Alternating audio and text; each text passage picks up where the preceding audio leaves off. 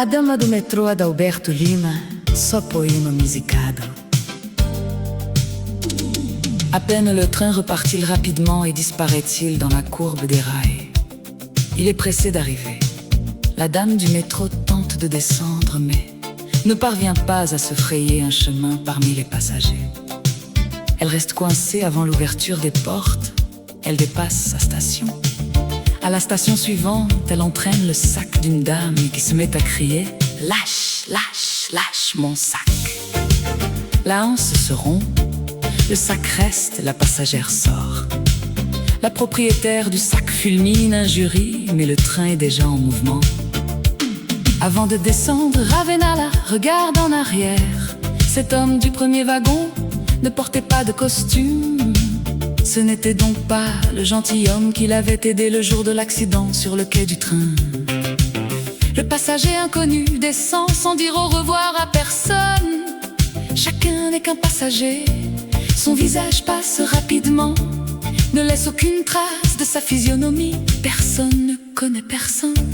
On ne sait pas quel nom porte l'autre, ni où il habite, où il va, d'où il vient dans le train. Ni le noble, ni le pauvre n'a de nom. Son nom est passager, passager du train.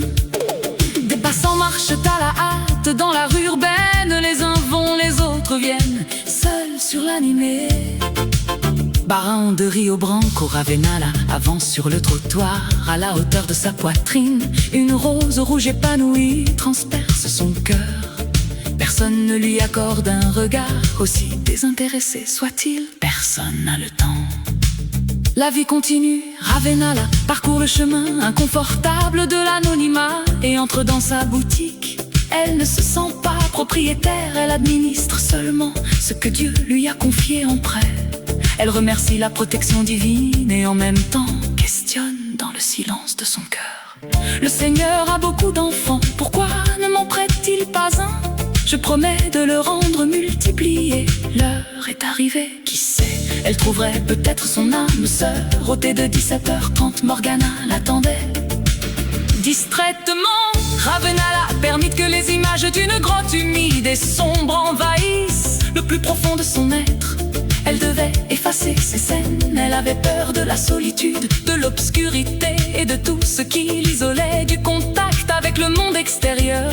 Elle voulut changer le cours de ses pensées, mais remarqua que la peur de la solitude s'éloignait d'elle à mesure qu'elle affrontait sa propre peur. Elle sortirait lentement, très lentement du rêve qu'elle nourrissait éveillée, comme si elle n'avait pas peur de rêver. Elle ne voulait pas se montrer lâche devant la lutte contre l'invisible, ni interrompre les fantasmes qui visitent le monde imaginaire d'un rêveur. Elle semblait découragée, mais arrivée au point de vouloir vivre seule pour vaincre la peur de la solitude était trop fantasque. Qui sait, sur l'île de l'amour, qui sait? Elle attendait qu'un prince surgisse pour elle, même transformé en grenouille. Il vaudrait mieux qu'une grenouille soit transformée en prince. Mais cela, elle le vivait déjà dans ses fantasmes. Aucun fait nouveau n'apparaissait dans sa quête à la recherche d'un partenaire. Aucun garçon avec qui partager l'oreiller et réunir les brosses à dents.